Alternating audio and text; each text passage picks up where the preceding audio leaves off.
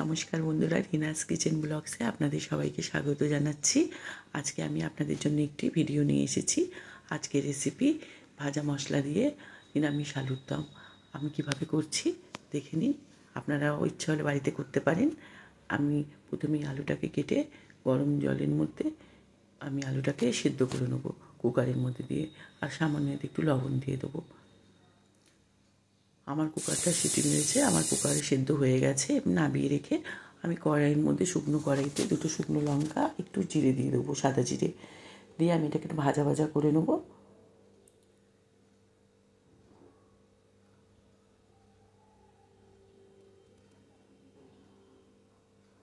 একটু লাল হয়ে গেলে আর মোটা নামিয়ে আমি এটাকে শিলের মধ্যে বেটে নেব। ততক্ষণ আমি কড়াইতে সর্ষের তেল দিয়েছি, একটু সাদা জিরে দিয়েছি, একটু তেজপাতা, দুটো কাঁচা লঙ্কা,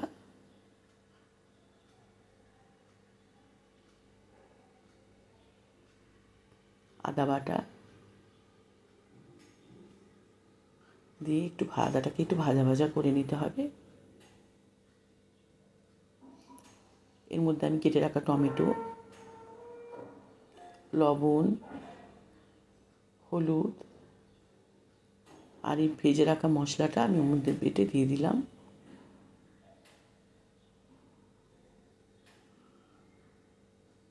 এর মধ্যে কড়াইশুঁটি দিয়ে দেবো আর একটু চিনি দিয়ে দেবো, দিয়ে আমি মশলাটা কষিয়ে নেবো ভালো করে।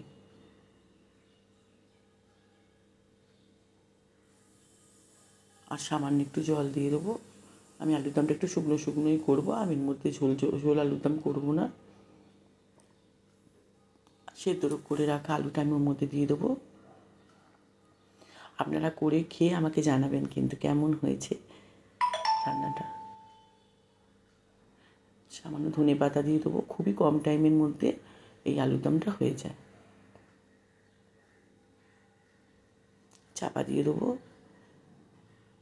কিছুক্ষণ বাদে ঢাকাটা খুলবো। এর মধ্যে আরেকটু জল দিতে লাগবে।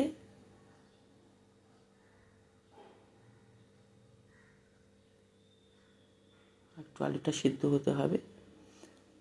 আমি কুকারের সিটিটা খুব সেদ্ধ করিনি, মিডিয়াম সেদ্ধ করেছিলাম।